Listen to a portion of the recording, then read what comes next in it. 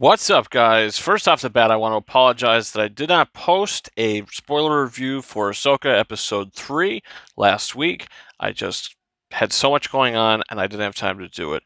But today, we do have time to talk about both episodes in this video.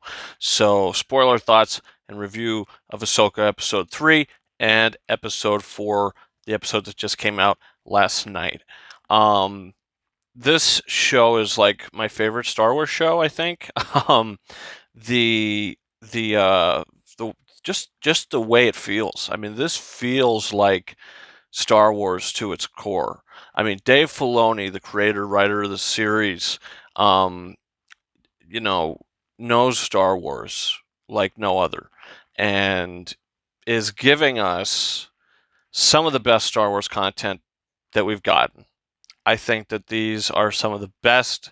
Some of the stuff that happens in the show is some of the best Star Wars scenes ever. I think. I mean, I'm just floored by the show. I love it. This show is the reason why I love Star Wars. I mean, you have action, you have drama, you have great score. I mean, Kevin Kiner's music is fantastic, and a great story. Continuing from part two, which we talked about. Now, we've got the location to where they're going to this planet where they are getting the coordinates and all that jazz to get the hyperspace working to go to this other galaxy, maybe whatever they're doing to get to Thrawn. So three, was mainly, you had Ahsoka training Sabine for a little bit, which I loved, and then the space battle, which I thought was fantastic. I mean, where she gets in her spacesuit and she goes out and she's doing basically what Daisy Ridley did in The Rise of Skywalker, where she uses her lightsaber and slices a part off of the ship as she jumps. Only this happens in space, and it was awesome. I mean, it was awesome. It looked great, and the visuals in the show, I mean, are fantastic. It looks so good, and then you see the space whales. They get down to the planet, and now we've got episode 4. They've got to get a game plan. What's that? Well, we're gonna try to stop them on foot, and you've got two awesome lightsaber battles between Sabine and Shin Hati, I believe her name is. You've got those two going at it, which I thought was awesome. And the character of Morok, or whatever, the one with the mask that everybody thought was somebody important, just kind of gets sliced down. Ahsoka just kind of kills him, and you see his helmet on the ground as in the forefront, as in the background. The two are fighting. I thought that was a great shot. And then Ahsoka versus Ray Stevenson, who is so damn good in this show. He's one of my favorite Star Wars villains. I can't wait to see what happens with him, where they go with him. Rest in peace, Ray Stevenson. God, I wish he was able to do more. And this is really the first role I've ever seen him in. He's so damn good in this show. That lightsaber duel is great. He is just using brute force a lot of the time, and it looks great. I mean, it was an awesome fight.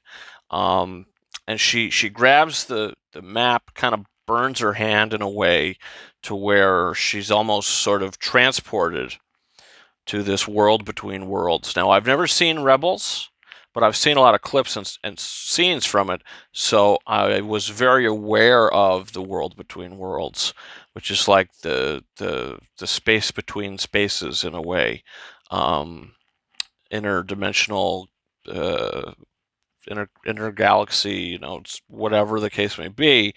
Um, it's kind of the astral plane for Jedi, maybe something like that. But she's basically transported there, and you get that moment where, I mean, there he is. I mean, there's Anakin Skywalker, in his Return of the Jedi costume, or Revenge of the Sith costume, his Episode 3 costume. So, man, I can't wait to see. I mean, I'm pretty sure Dave Filoni directed Episode 5. So, I mean, is this is going to be like those two having scenes together? You know, what's going to happen? Are we going to see Clone Wars flashbacks in this episode? I don't know, but I can't wait. I'm so excited.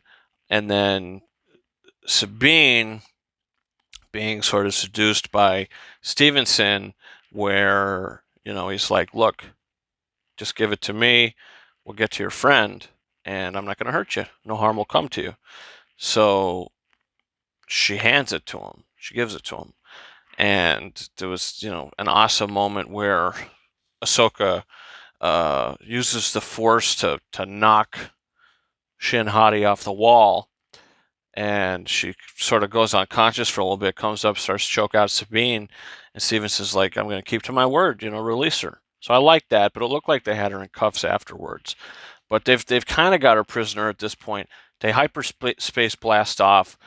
Hera and the other rebels are just there too late, where they're not able to do anything, and they're just left in space,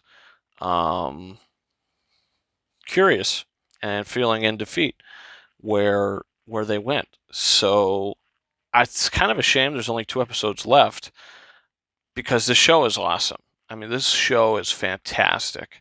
Mandalorian season 3 was just a lot of filler.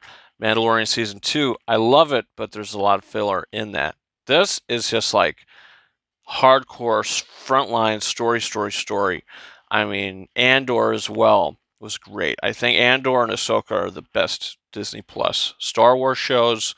Tales of the Jedi was also fantastic, but you know, this is more of like a conventional series. Yeah, this is fantastic. So that's where I'm at. I can't wait. Can't wait till the merchandise comes out. Like, I want pops of all these characters. I might even get some Black Series. But the thing about Black Series now is they don't have the plastic window. You can't actually see the figure. It's just cardboard. So you don't know if your thing got defects or not. So that's kind of a bummer. But regardless, that's it for me. Thank you guys so much for watching. What do you think about Episode 3, Episode 4 of Ahsoka? Comment down below. Don't forget to hit that subscribe button. New episode of The King's Corner coming out tomorrow at some point, where we talk about Wes Anderson's Asteroid City. And due to the new 4K Blu-ray release of Sleepy Hollow, I'll be doing another review for that. I did a review for that years ago. But, I mean, this is a movie that I always revisit, so it's one of my favorite Tim Burton films. We're rewatching that on 4K today, talking about it tomorrow. Maybe something else as well secretly thrown in there. Also, live show later today. We're going to continue Spider-Man Miles Morales. Give away digital codes for Spider-Man Across the Spider-Verse and Sleepy Hollow, both on 4K Ultra HD digital. So yeah, guys, you can follow me on Twitter at RyanKing72 and Instagram and TikTok at KingOfRises131.